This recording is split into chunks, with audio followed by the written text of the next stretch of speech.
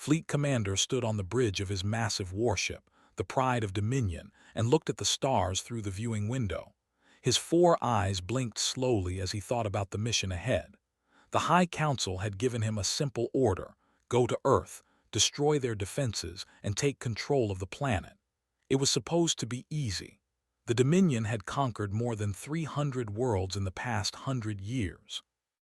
Earth was just another small planet with weak creatures who had barely learned to fly into space. Had read all the reports about humans. They were soft, fragile beings who lived short lives and spent most of their time fighting each other. They had no united government, no proper fleet, and no weapons that could threaten a Dominion warship. The intelligence officers had laughed when they presented their findings. One of them had called Earth a gift wrapped in blue and green paper, waiting to be opened. The fleet under command was impressive. 47 warships, each one large enough to carry 10,000 soldiers. Each ship had weapons that could burn entire cities to ash in seconds. The smallest ship in his fleet was bigger than anything the humans had ever built. Had conquered 12 worlds with this fleet, and he had never lost a single battle. His second-in-command, a tall officer named, walked up to him and saluted. "Commander, we will exit faster than light travel in 5 minutes. All ships report ready for combat." Nodded slowly. "Good. Tell the captains to form standard invasion pattern. We will come out behind their moon and use it as cover while we prepare." Hesitated for a moment. "Sir, do you think the humans will try to fight?" Laughed, a deep rumbling sound that echoed through the bridge. "Let them try. It will make the conquest more entertaining. These primitives have never faced a real military force. They will surrender within hours or they will die. Either way, we will be home before the next cycle." The fleet dropped out of faster than light travel exactly where it planned, in the shadow of Earth's single gray moon. Through the viewing window, he could see the planet for the first time with his own eyes. It was beautiful, he had to admit. Blue oceans covered most of the surface, with patches of green and brown land scattered between them. White clouds swirled in patterns across the atmosphere. It looked peaceful and quiet. "Begin scanning for orbital defenses," ordered. "Find their military bases and mark them for the first strike." The scanning officer, a young female named, worked at her console for several minutes. Her face showed confusion as she studied the results. "Commander, I am finding something strange." "Explain." "The humans have very few military satellites in orbit. Their space stations are small and appear to be for research only. But I am detecting energy readings from the planet's surface that do not match anything in our database." Walked over to her console and looked at the readings himself. There were hundreds of energy sources scattered across Earth, each one producing power levels that seemed impossible for such a primitive civilization. He frowned but pushed the concern aside. "They're power plants, most likely. Primitive nuclear reactors. Nothing to worry about." "Sir, these readings are much stronger than nuclear reactors. Some of them are stronger than our own ship's main reactor." "Then they have built some impressive power stations. It changes nothing. Proceed with the attack plan." The fleet moved slowly around the moon and into open space facing Earth. Expected to see chaos on the planet below. He expected panicked communications, ships trying to flee, governments begging for mercy. Instead, he saw nothing. The planet was quiet. The few human satellites in orbit continued their slow paths as if nothing was happening. There were no distress signals, no military alerts, no reaction at all. "They do not even know we are here," said with a cruel smile. "This will be easier than we thought." Then the communication system came alive with a clear, calm voice speaking perfect Dominion standard. "Attention, unidentified vessels. This is Admiral Lisa of United Earth Defense Command. You have entered restricted space without permission. You have 60 seconds to turn around and leave this system. This is your only warning." The bridge crew looked at each other in shock. The humans knew they were there. The humans were speaking their language, and the humans were giving them a warning instead of begging for mercy. Felt a small seed of doubt plant itself in his mind, but he crushed it quickly. They are bluffing. They have nothing that can hurt us. He opened a channel to his entire fleet. All ships, this is Fleet Commander, open fire on the planet, destroy their major cities and military installations, show them what happens to those who threaten the Dominion. 47 warships unleashed their weapons at the same moment. Plasma torpedoes, missiles carrying enough explosive power to level mountains, kinetic rounds accelerated to incredible speeds. The sky between the fleet and Earth filled with death, thousands of projectiles racing toward the blue planet below. Watched with satisfaction. In a few seconds, the humans would learn that their warning meant nothing. Their cities would burn, their people would scream, and their leaders would beg for the mercy that would never come. But the projectiles never reached Earth. A wall of golden light appeared around the planet, shimmering like the surface of a soap bubble. Every single weapon that touched the light simply disappeared, not exploded, not deflected, just gone as if they had never existed. The bridge fell completely silent. "What was that?" whispered. His voice was shaking when she answered. "Unknown energy field, Commander. It absorbed everything, all of it. We hit them with enough firepower to destroy a continent and it just vanished." Before could respond, space itself seemed to fold around his fleet. One moment they were alone, the next moment they were surrounded. Thousands of silver ships appeared from nowhere, emerging from holes in reality that closed behind them. They were human ships, but they looked nothing like the crude rockets the intelligence reports had described. These were beautiful and deadly, covered in smooth curves and glowing with power that made its flagship look like a toy. Admiral Lisa's voice returned, and this time could hear something cold and final in her words. "You were warned. You chose to attack anyway. Now you will see why Earth is not to be touched." Stared at the silver ships surrounding his fleet and finally understood the truth. The intelligence reports had been wrong. Everything they knew about Earth had been wrong. The humans were not primitive. They were not weak. They had been hiding, waiting, and now his fleet was trapped with no way to escape. "All ships," he said, his voice barely a whisper, "prepare for battle."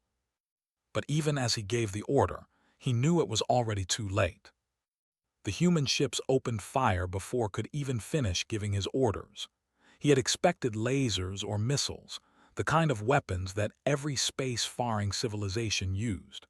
What he saw instead was something that broke every rule of warfare he had ever learned.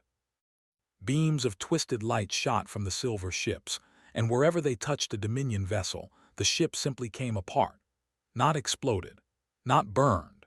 The metal and machinery just separated into pieces, as if some invisible giant was pulling them apart like a child breaking a toy. Watched in horror as 3 warships on his left flank were reduced to clouds of floating debris in less than 2 seconds. "Return fire," he screamed. "All weapons target the nearest enemy ships." His fleet tried to fight back. Plasma cannons fired, missiles launched, kinetic rounds flew through space. But the human ships moved like nothing had ever seen. They danced between the attacks, sliding through space with movements that seemed impossible.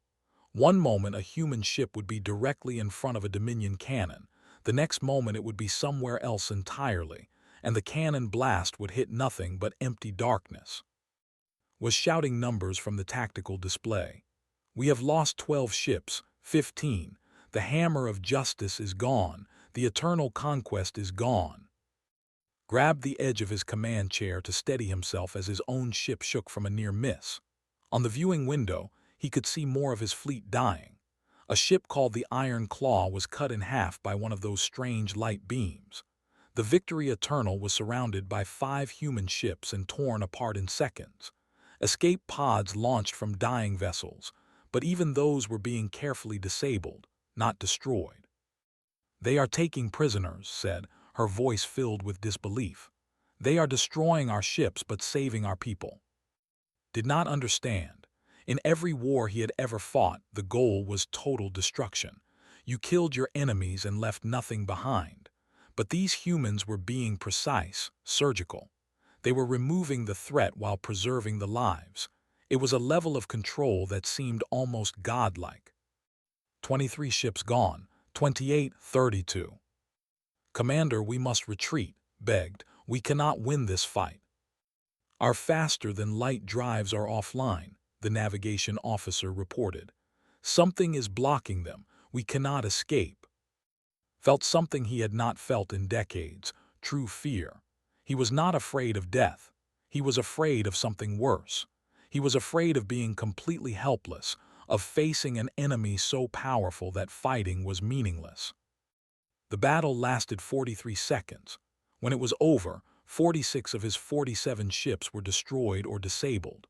Only his flagship remained, and it was drifting without power, all systems shut down by some weapon he could not see or understand. The lights on the bridge flickered weakly, powered by emergency batteries. The great engines that had carried them across the galaxy were silent. Through the viewing window, could see the human fleet holding position around his crippled ship. They were not attacking. They were waiting. "What are they doing?" asked. "Why do they not finish us?" The answer came a moment later when the air in the center of the bridge began to shimmer and glow. Reached for his weapon, but before he could touch it, a figure materialized in front of him. It was a human woman, older, with short gray hair and eyes that held no warmth at all. She wore a simple black uniform with a few medals on her chest. Two armed soldiers appeared beside her, their weapons pointed at officers. "Fleet Commander," the woman said. Her voice was the same one that had given the warning. "Admiral Lisa, your fleet has been neutralized. Your soldiers are being collected from escape pods and will be treated according to standard prisoner protocols. You are now under the authority of United Earth Defense Command." Stared at her. She had transported directly onto his ship, through shields that should have been impossible to penetrate, appearing from nothing like a ghost. "How?" he managed to say. "How is any of this possible?" Lisa did not smile. "That is a long story, Commander, one that you will hear in time. For now, you need to understand something very important." She stepped closer to him and found himself backing away from this small, fragile-looking creature. "You came to Earth expecting to find primitives. You came expecting an easy conquest. You were wrong. The intelligence report said your species was weak," said. "They said you had no advanced technology." "Your intelligence reports were exactly what we wanted them to be," Lisa replied. "We have been hiding our true capabilities for a very long time. Every species that comes to conquer Earth sees what we want them to see, a weak, divided world with no defenses. And every species that attacks us learns the truth too late." His mind was racing. "You planned this, you knew we were coming." "We knew someone would come eventually. Someone always does. The galaxy is full of empires that see a young civilization and think it will be easy prey." Lisa's eyes grew colder. "We have been visited by 17 different species in the past 300 years. All of them came to conquer. None of them succeeded." "What happened to them?" "Some retreated and never returned. Some tried to attack again and were destroyed completely. Some chose to become our allies instead of our enemies." Lisa paused. "You will have to decide which path the Dominion will take." She gestured to her soldiers and they moved to secure the bridge. Officers were disarmed quickly and efficiently, without violence. Everything the humans did was precise and controlled. They were not angry or vengeful. They were professional, like doctors performing surgery. "You will be taken to a holding facility on our orbital station," Lisa said too. "You will be treated well. You will have time to rest and think. And then we will talk about what happens next." "And if I refuse to cooperate?" Lisa looked at him for a long moment. "Then you will spend a very long time thinking about your choices, Commander. We have patience, we have time, and we have no desire to kill you." She turned to leave, then stopped and looked back. "The Dominion sent you here to destroy us. Instead, you will carry a message back to your leaders. Earth is not to be touched. Not now, not ever. Make sure they understand." She vanished, transported away as quickly as she had appeared. Stood alone on his ruined bridge, surrounded by human soldiers, and wondered how everything had gone so wrong so quickly. The holding cell was not what expected. He had imprisoned many enemies during his career, and he knew what cells were supposed to look like: small, dark, uncomfortable. This room was none of those things. It was large and clean, with a comfortable bed, a table with chairs, and a window that showed a beautiful view of Earth below. They had even given him food that was surprisingly good. He spent 3 days alone in that room, watching the blue planet spin slowly beneath him. He could see the continents, the oceans, the white swirls of clouds. Somewhere down there, the humans lived their lives, raised their children, built their cities. And somewhere down there, hidden beneath that peaceful surface, was the power that had destroyed his fleet in less than a minute. On the 4th day, the door opened and a human man walked in. He was younger than Admiral, with dark hair and calm brown eyes. He carried a small device in his hand and wore a simple gray uniform with no medals or decorations. He sat down across from and placed the device on the table between them. "Commander," the man said, "my name is Daniel Shaw. I am the head of United Earth Intelligence. I am here to answer your questions." Studied him carefully. "Why?" "Because you deserve to understand what happened, and because I need you to carry that understanding back to your people." Daniel leaned back in his chair. "The Dominion High Council will not believe your report unless you can explain everything clearly. So I am going to tell you the truth about Earth and about humanity." "The truth," repeated. "Your admiral said you have been hiding your capabilities. She said you show attackers only what you want them to see." "That is correct. For 300 years, we have maintained the appearance of a primitive, divided world. We let your spies see our public technology, our political conflicts, our social problems. We made sure they never saw what was hidden beneath." "Why?" Daniel smiled slightly. "Because we learned very early that the galaxy is a dangerous place. When we first discovered that we were not alone in the universe, we were excited. We thought we would find friends among the stars. Instead, we found predators." He activated the device on the table and a holographic image appeared above it. It showed a star map with thousands of points of light, each one representing a different civilization. "This is the known galaxy, Commander, more than 10,000 spacefaring species, and most of them follow the same pattern: find weaker civilizations, conquer them, take their resources. It is the way of things. The strong survive, the weak serve." "That is the natural order," said. "The Dominion has followed it for centuries." "We know, and when we realized that pattern, we had a choice. We could try to fight fairly, build our defenses openly, and hope that we were strong enough to survive. Or we could hide, prepare in secret, and make sure that anyone who attacked us would regret it." The holographic image changed to show Earth surrounded by its hidden defense networks. Thousands of weapon platforms orbited the planet, invisible to normal sensors. Massive energy generators powered shields that could stop any attack. Shipyards hidden in the asteroid belt produced fleets of advanced warships. It was a fortress disguised as a garden. "We chose to hide," Daniel continued. "For 300 years we built in secret. We developed technology that other species would not discover for thousands of years. And we waited." Stared at the image. How did you advance so quickly? No species evolves this fast." Daniel was quiet for a moment. "We had help." The hologram changed again, showing beings that did not recognize. They were tall and slender, with skin that seemed to shimmer like starlight. Their eyes held ancient wisdom and deep sadness. "We call them the architects," Daniel said. "They were the oldest civilization in the galaxy, possibly in the universe.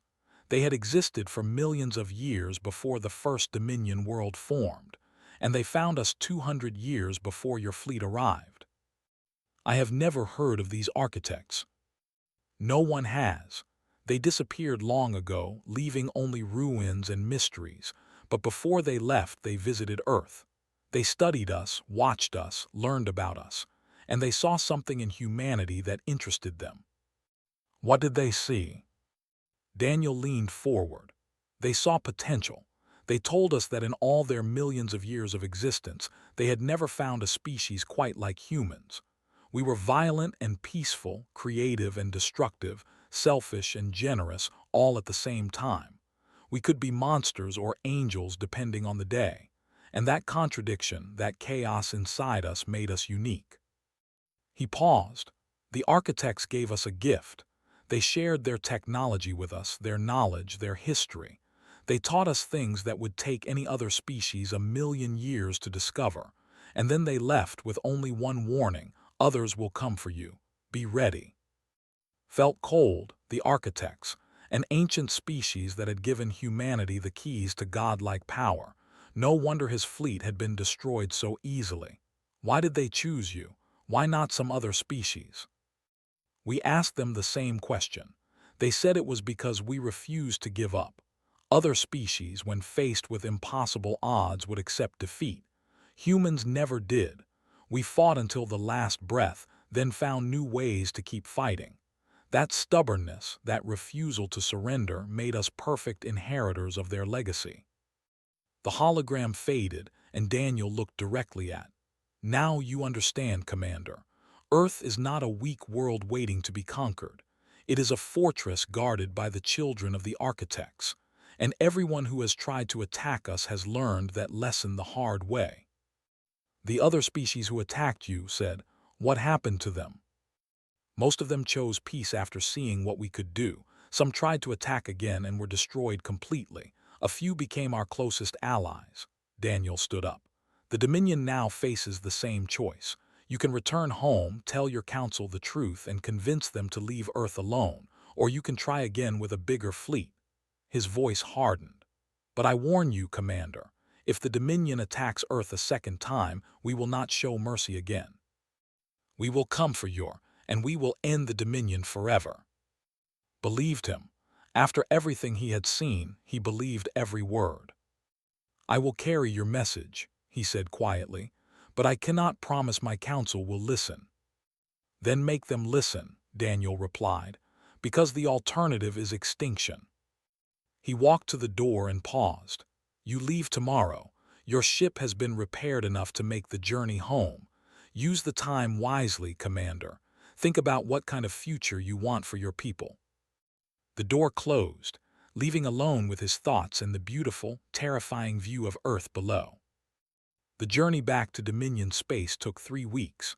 Spent most of that time alone on the bridge of his damaged flagship, watching the stars pass by and thinking about everything he had learned. The ship was empty now, a ghost vessel crewed only by automated systems and his own dark thoughts.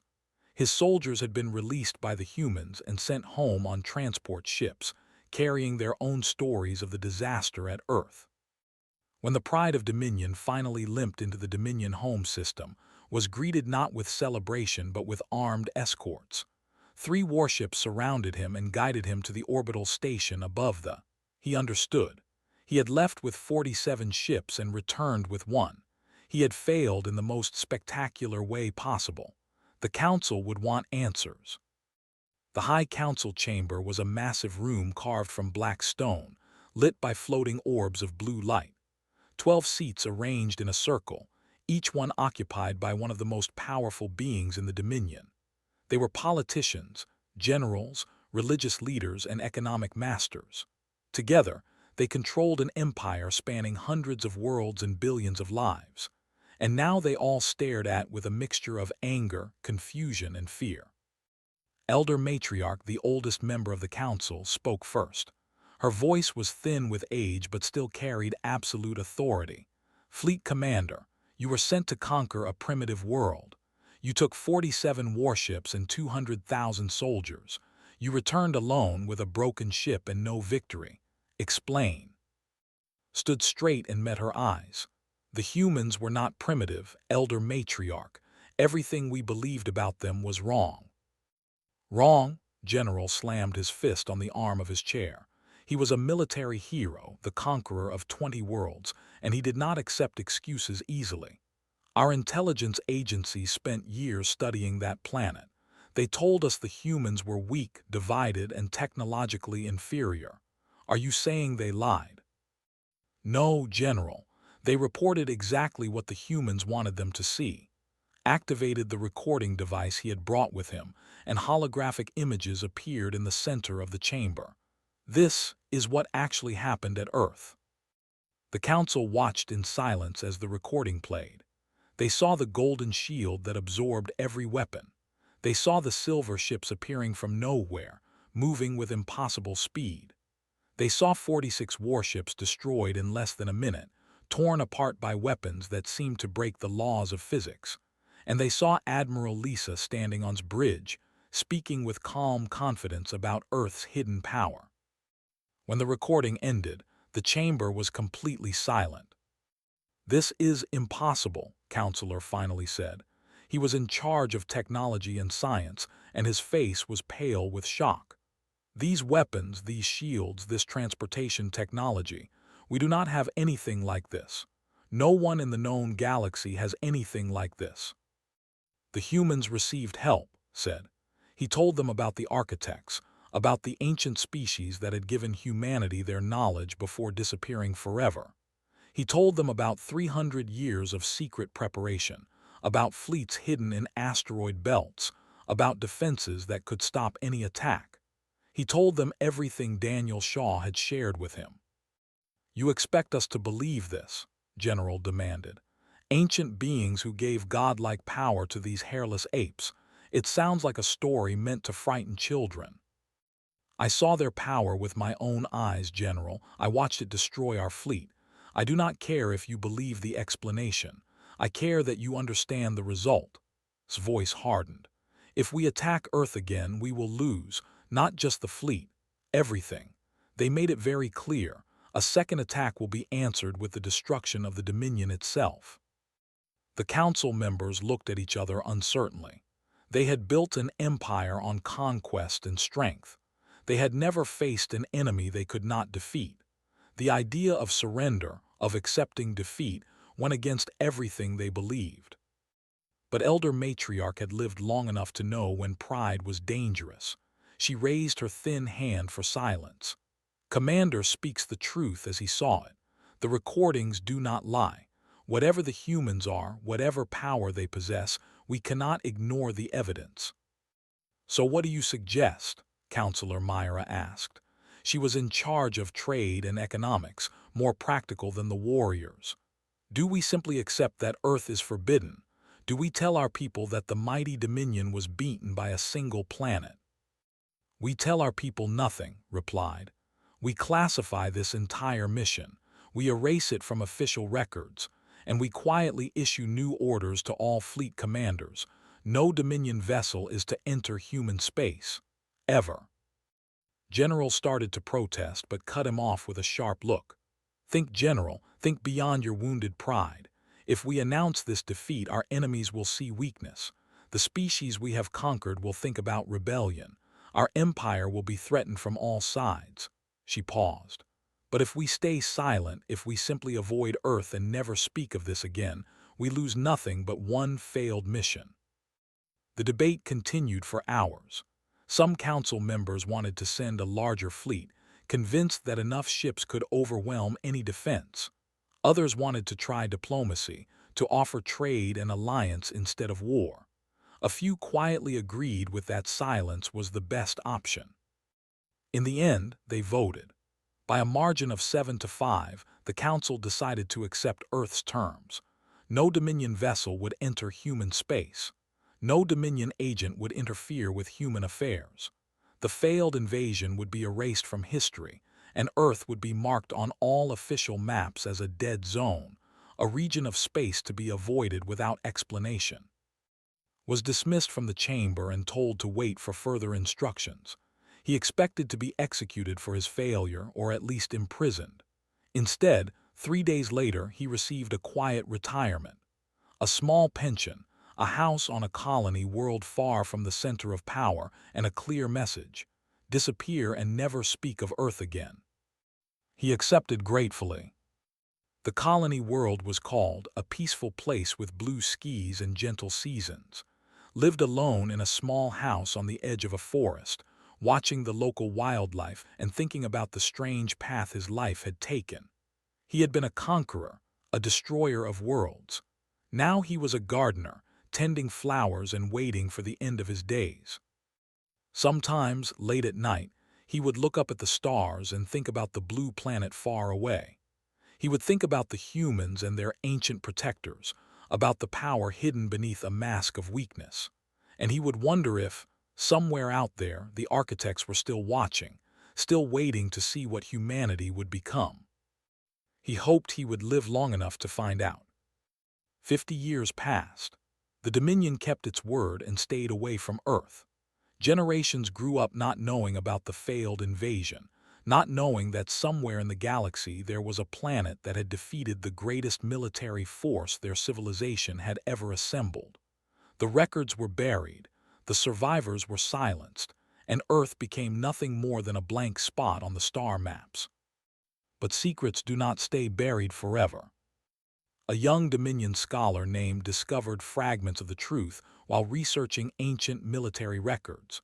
She found references to a classified mission, mentions of a planet called Earth, and hints of a disaster that had been erased from official history.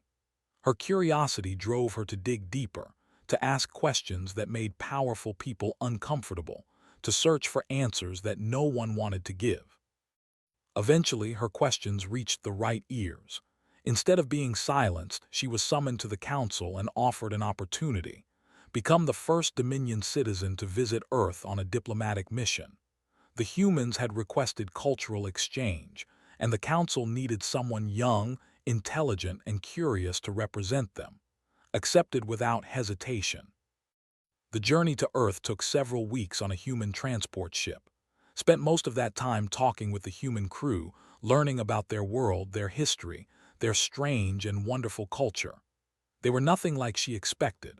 The old stories painted humans as dangerous and terrifying, hidden masters of destruction. But the humans she met were kind, funny, and surprisingly humble. They laughed easily, asked questions about Dominion food and music, and seemed genuinely happy to have her aboard. When the ship finally arrived at Earth, pressed her face against the viewing window like a child seeing stars for the first time. The planet was beautiful beyond words. Blue oceans sparkled in the sunlight. Green forests covered the continents. Cities glowed softly on the night side, millions of lights like scattered jewels. It was hard to believe that this peaceful world had once destroyed a fleet of 47 warships in less than a minute. Her guide on Earth was an elderly woman named Cole. She had white hair, wrinkled skin, and eyes that held decades of memories. She walked slowly but steadily, leading through cities and museums, parks, and monuments. She showed her the history of humanity, their wars and their peace, their failures and their triumphs, their endless struggle to become something better than they were. "We were not always strong," said one afternoon, as they walked through a garden filled with flowers from 100 different worlds. "For most of our history, we were alone and afraid. We looked up at the stars and wondered if something was looking back. We built religions around that fear, stories and myths to explain the darkness we could not understand." "And then the architects came," said. Nodded. "And then the architects came. They could have conquered us easily. They could have treated us like animals, like pets, like resources to be harvested. Instead, they chose to teach us." She paused beside a small fountain, watching the water dance in the sunlight. "They saw something in us that we did not see in ourselves, potential, the possibility of greatness, and they gave us the tools to reach for it." "Why did they leave?" "We do not know. They never explained. One day they were here, sharing their knowledge, answering our questions. The next day they were gone, leaving only their gifts and their warning, looked at with something like sadness. We have spent 300 years wondering if they will come back, wondering if we have lived up to their expectations, wondering if we have become what they hoped we would be." Thought about the old recordings she had found, the images of Dominion ships being torn apart by impossible weapons. "Your people have great power. You could conquer the galaxy if you wanted to. Yes, agreed, we could, and that is why we must be careful. She led to a quiet place at the edge of the garden, where a small monument stood among the flowers. It was a simple stone pillar with words carved into its surface in dozens of different languages. This is the memorial of restraint, said. It lists the names of every species that has attacked Earth since we received the architect's gift. 17 different civilizations, Commander. 17 fleets that came to destroy us and were destroyed instead. She touched the stone gently. We built this to remind ourselves of what we are capable of. Not our power to destroy, but our choice not to use it. Read the names carved into the stone. The Empire, the Collective, the Syndicate of 12, and there, near the bottom, the Dominion, her people's name carved in stone on a monument to failed conquests. We could have ended the Dominion after your fleet was destroyed, continued. We had the power. Some of our military leaders wanted to do it, to send a message that would echo across the galaxy forever. But our council refused. They said that destroying an entire civilization would make us no better than the empires we were defending against. So you chose mercy. We chose hope, smiled. Hope that one day, species like the Dominion would stop trying to conquer and start trying to understand. Hope that the galaxy could become something more than a collection of predators fighting over scraps. Hope that the architects were right about us, that we really do have the potential to bring peace instead of war. Was quiet for a long time, staring at the monument and thinking about everything she had learned. She had come to Earth expecting to find answers. Instead, she had found questions. Questions about power and responsibility, about mercy and justice, about what it meant to be truly strong. My people will change slowly, she finally said. We have been conquerors for so long. It is difficult to imagine being anything else. We know, replied. We do not expect miracles. We only ask that you try, that you share what you have seen here with others, that you plant seeds of possibility and let them grow. They stood together in the garden as the sun set over Earth, painting the sky in shades of orange and pink. Somewhere above them, the human fleet waited silently, guarding a world that had chosen peace over dominion. And somewhere far away, on a quiet colony world, an old soldier named looked up at the same stars and wondered if the universe was finally ready to change. Returned to Dominion space with stories instead of weapons. She wrote books and gave speeches, telling anyone who would listen about the strange and wonderful species called humanity. Not everyone believed her. Many dismissed her accounts as fantasy or propaganda. But some listened.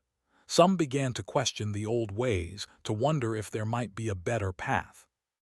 And slowly, very slowly, the seeds she planted began to grow. The architects had chosen humanity because they refused to give up. They had seen potential in a species that combined destruction and creation, violence and compassion, fear and hope.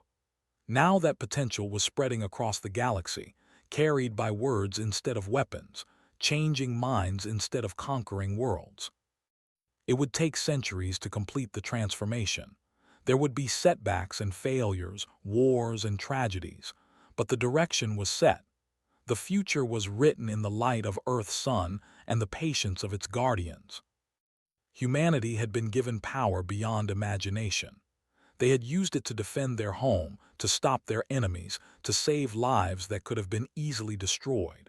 And in doing so, they had become something the galaxy had never seen before. Not conquerors, not rulers, but keepers of a peace that might one day span the stars.